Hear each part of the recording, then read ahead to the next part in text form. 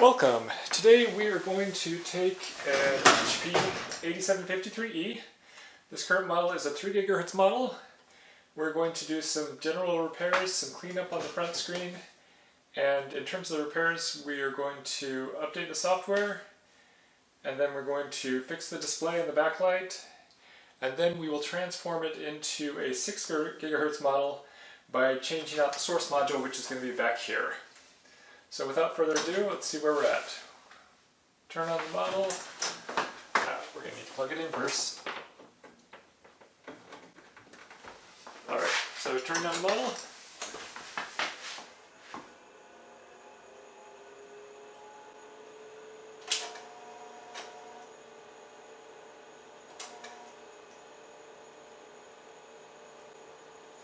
Alright, so the first thing we notice is that the display is upside down here. When I first turned it on, it wasn't upside down.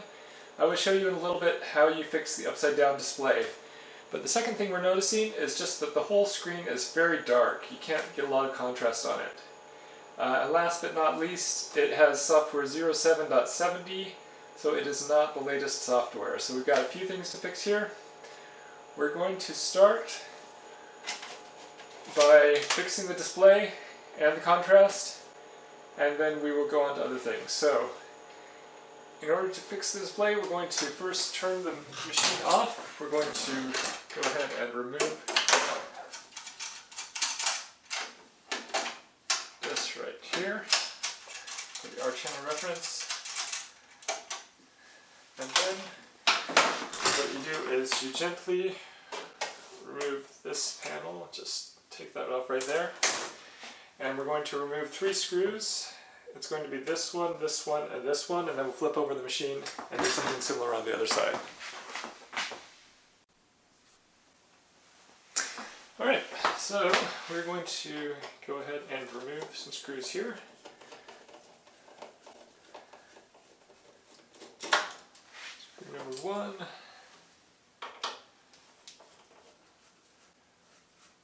Screw number 2, I think. And screw number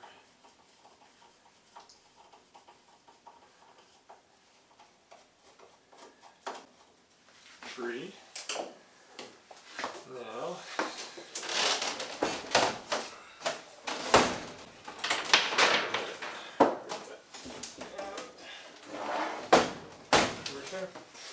and on the bottom, very similar.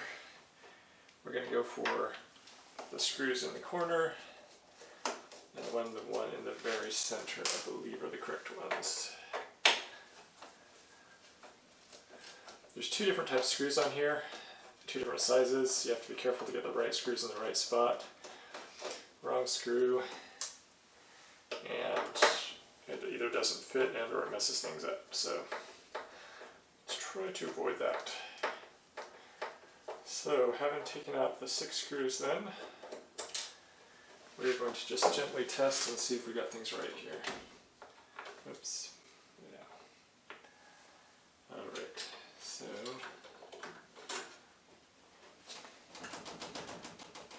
that one's going so far so good.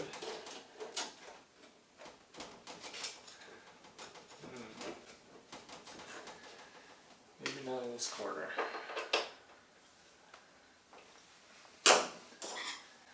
This is the second one in from the corner. I'm just not sure on this one, so I'm going to remove this one just to be on the safe side. Let's check it out again and see if it...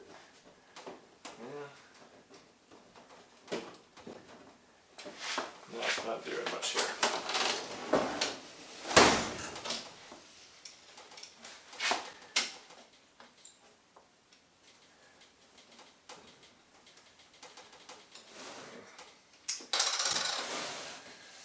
Not sure if this one needs to come out too.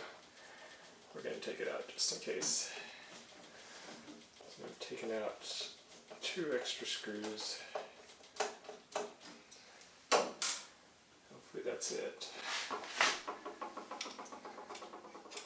And then we will try again. And all of a sudden everything is very easy. Alright, so we did have the wrong screw here. On top we're going to put back in this one that was not supposed to come out. which we'll remember for next time, the one you want to get is actually the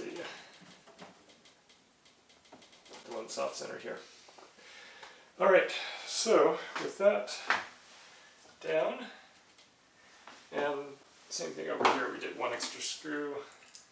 So before we put these back in, we're going to mark those holes, and so we remember for next time exactly which screws they are. But in any case, we are now ready to go with the display. So this is loose, we're just going to remove that right here. And what we notice once we get this open is that it's connected here with this ribbon cable. We can detach it from either side, it doesn't really matter. We'll just detach it right here. Yeah. We'll go here for ease.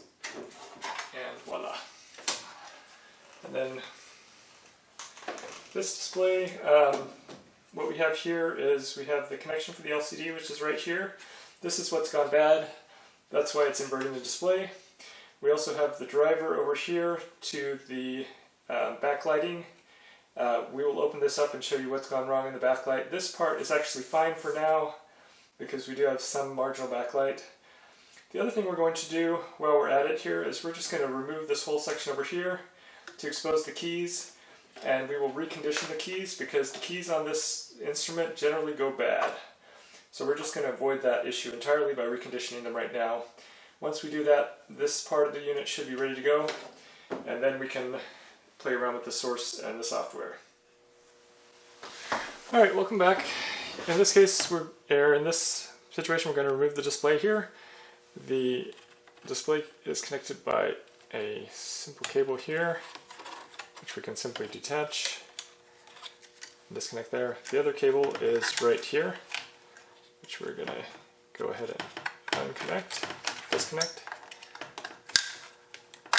We're going to disconnect that from both sides and set that aside for now. That one is actually faulty, so we're going to clean it and before we put that back in. And then we're going to go ahead and just remove the display right here. To remove the display, all you have to do is remove these screws. And once you do that, you can go ahead and just rotate this up like this. We're going to disconnect the backlight here. Not a big deal. And rotate, and gone. So that will set aside. And that brings us down to the actual display itself. This we're going to just lift out very gently. And there we have it. Beautiful display. This has a problem with the backlight. The backlight is encased, so we're going to have to go deeper on this. But we're going to set that aside for just a second. And take a look at this. This right here is very dirty. We're going to clean that later from the other side. But first, we measured that CFL tube, by the way, at 240 millimeters. So there is a place online called CFL Warehouse that sells these tubes. They cost about $10. So we will just order a new tube, 240 millimeters length, 2.2 millimeter diameter, and then we'll be ready to go there. This is looking just fine, so we will go ahead and set this aside and move on to our next part, which is this right here. There's two things we're going to do here. One, we're going to remove this and clean out this display, which is awful. Secondly, we're going to remove this board and recondition the keypad. And then we're also going to clean up this, which is just ugly. So in order to do that, pretty straightforward. We're just going to go ahead and remove these connectors here.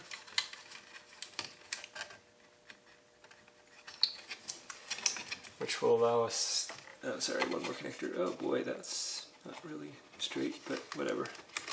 Now, I'm going to remove that one there as well. And then, click here. So we've got 4 screws, 2, 4, which we're going to remove.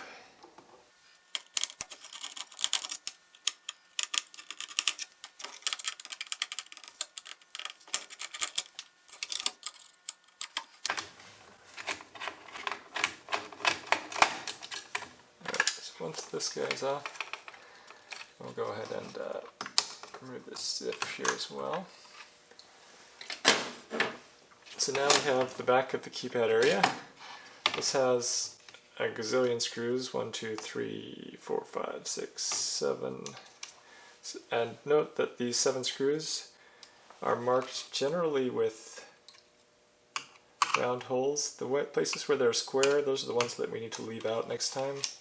The exception is this spot right here, and the reason for that is, I don't know, that's an odd one.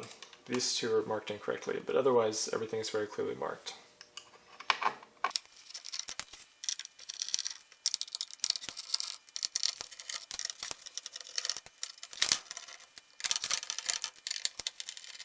Alright, so with those all out of the way, we're going to go ahead and pop out this keypad here.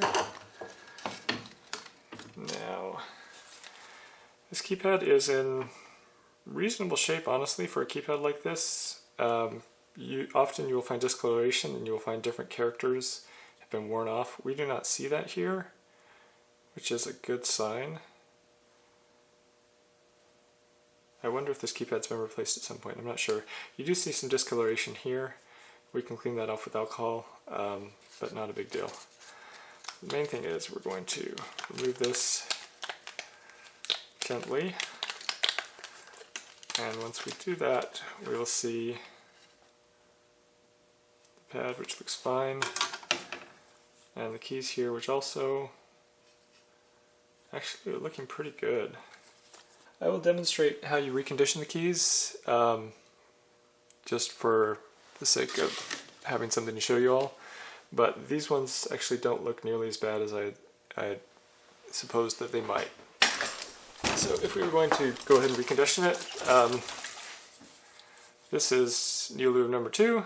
It's dry film conductive lubricant. It's not the best lubricant in the world, but it is enough. You go ahead and shake it up because it tends to settle at the bottom. Once you've done that, you can go ahead and remove the cap here. And I'm going to take just a little bit of this and dab it on a Q-tip. This is, sorry, it's not doing what it should be doing. Alright, so we've got our new lube, and now we're just going to drop it here, like that.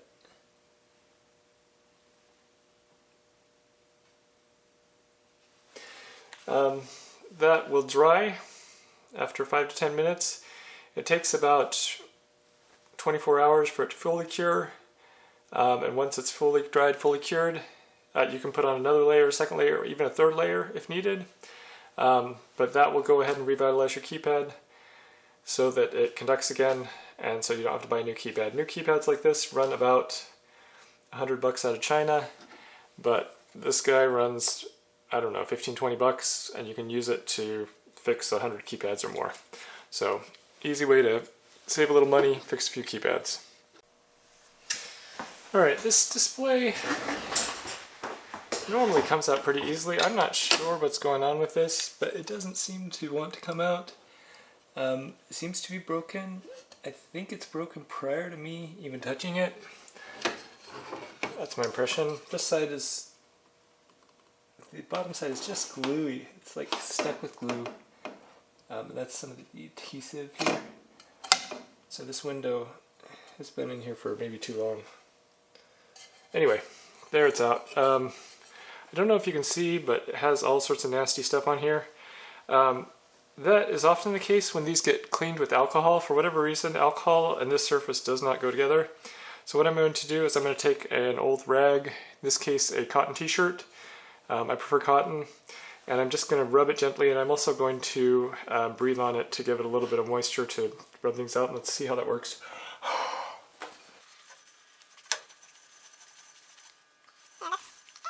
Some cleanup. So I don't know if you can see it or not, but this section is where I've cleaned, and then here the rest of it is where I've not. So I will continue gently cleaning it.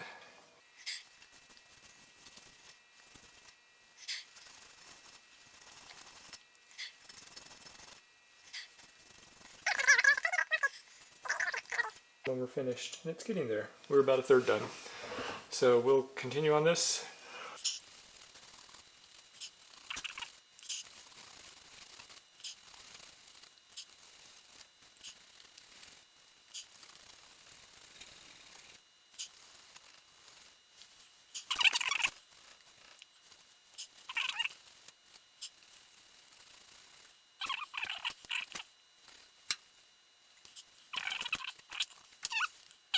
Percent perfect, but it's pretty dang good at this point.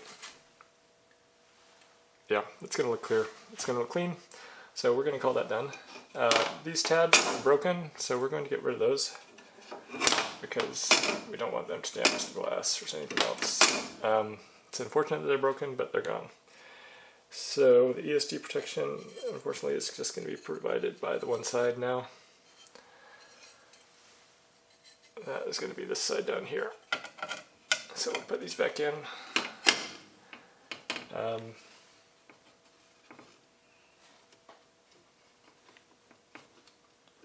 Move that back into place.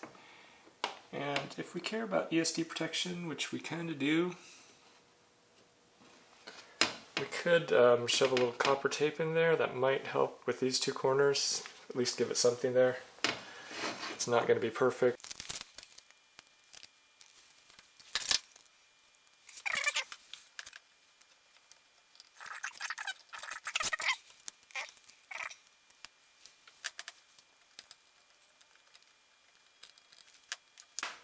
Alright, good enough. Alright, with that done there, we are going to go ahead and go back to the keypad. Here is this. You can see where we went ahead and reconditioned the keys, that it's kind of dried on there. That will continue to dry, but it should be dry enough for reassembly here. And in order to get this reassembled, all we're going to do is first stick this in place. Second, each of these little areas where there's a pokey, we have to actually poke through so they come through on the other side. So we're going to line those up and poke those through, get the keypad fully attached to the board. Once it is actually attached, we're going to go ahead and double check that we've got everything here, and then we're going to turn it over and double check here, make sure that everything is poking through all the way. Looks good. So with that, we're going to go ahead and assemble.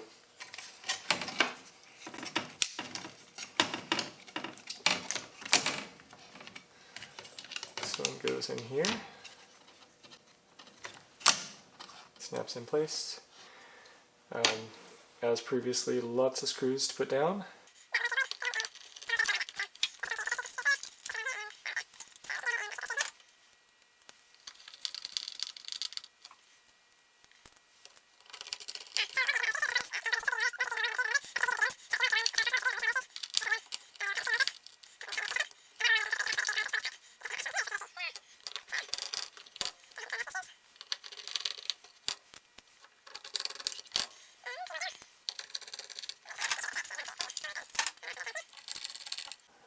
Once those screws are in place, we can go ahead and play with this board. Now this one, it's fine, really, it is fine, but I just don't like all this crap on there. So we're going to take our handy dandy sock and a little bit of rubbing alcohol, and we're just going to rub off some of that grime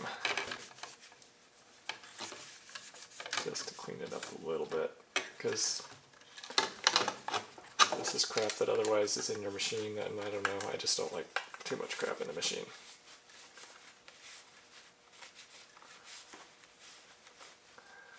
So minor grime removal.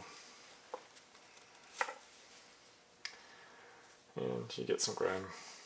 Alright, good enough. Visual inspection just to make sure that nothing crazy is going on. I don't like the way that connector is bent there, but we're going to just go for it. So before we assemble, let's connect this contact back up here on the top.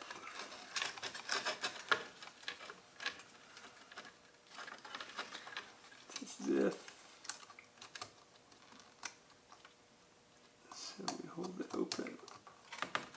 push it so it's all the way in. Whoops. Don't do that. And then when it's all the way in, we go ahead and close it. It should be like this. Yeah, there we go. Boom, boom. And that's connected.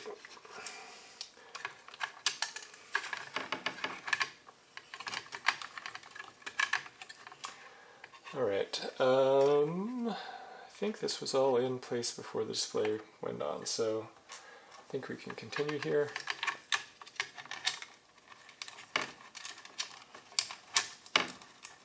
When it comes to this board, these screws do not appear to be numbered, so we should just be able to throw them in any random order.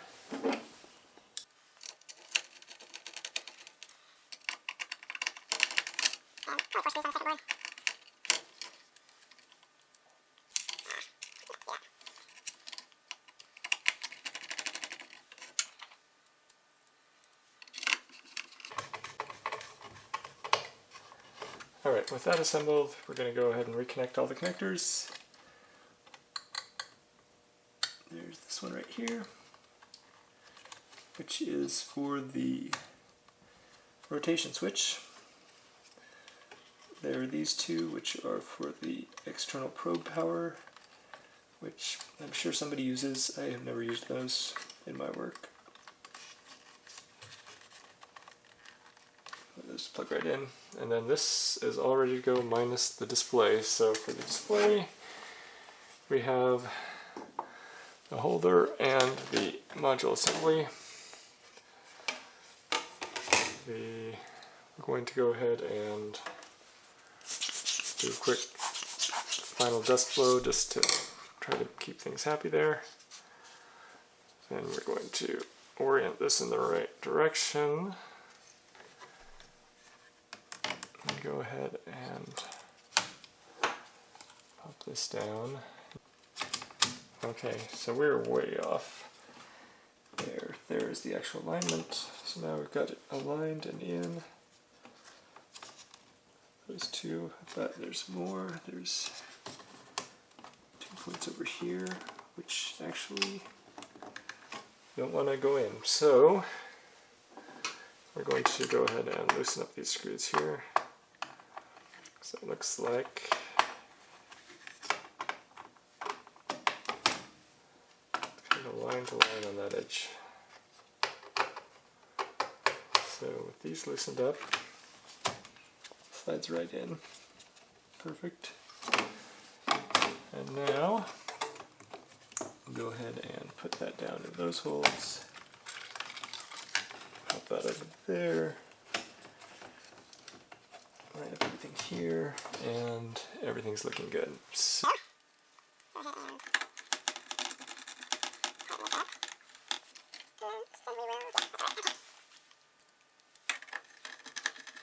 keep in mind, this is the E design. On the ES's, which I've had in the past, it's slightly different. The big difference is you can take off the backlight without doing a complete disassembly of the display. So that part is 5 times easier. The actual inverter design, as far as I can tell, is more or less identical.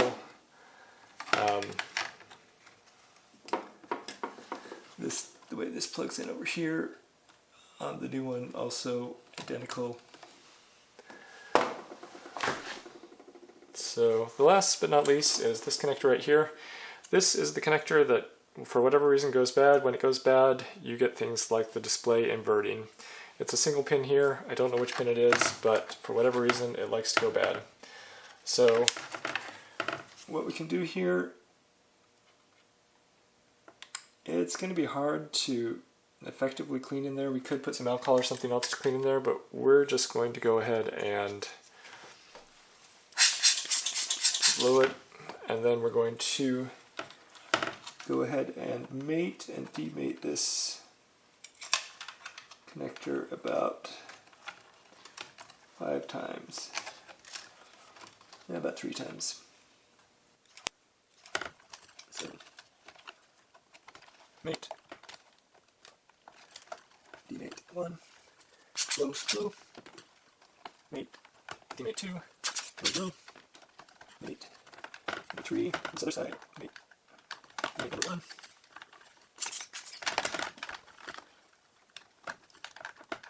cycle number 2, and cycle number 3. Then we're going to go ahead and reassemble this, which is the inverter driver. So when this is all done, hopefully the screen will be right side up and stuff. Let's go ahead and just use a little bit of alcohol and clean this up. We're not going to use any alcohol on this display here, but you can use alcohol on the rest of the instrument just for cosmetic cleanup, and alcohol on the rest of the instrument, apart from really sticky spots like this, which sometimes come out, sometimes don't. But alcohol will clean things and polish it up quite a bit to make it look like a lot newer instrument. These things get dirty over time. People put stickers on them, they take the stickers off, they don't clean them, and it makes them look like crap, even though they are amazing instruments. So let's clean it up just a little bit. Let's break some of that sticker off. We'll do the rest later, but you can see that even with that we get, you know, some dirt off and make things look a little bit prettier. Alright, so with that, we're going to go ahead and plug this in. These zipper color connectors, I don't know the rhyme or reason there, but I've never had a problem with them. They seem to be pretty robust.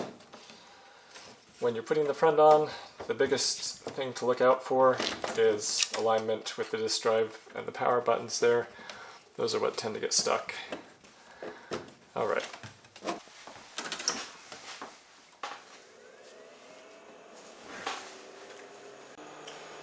Okay, we have the software that we want, the new software on the hard disk drive here. It should be as simple as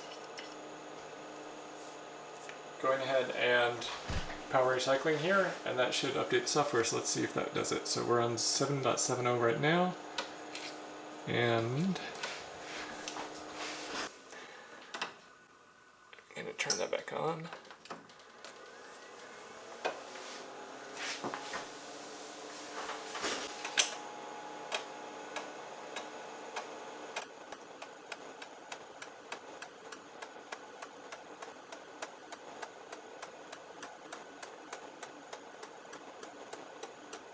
Well, it's already doing something.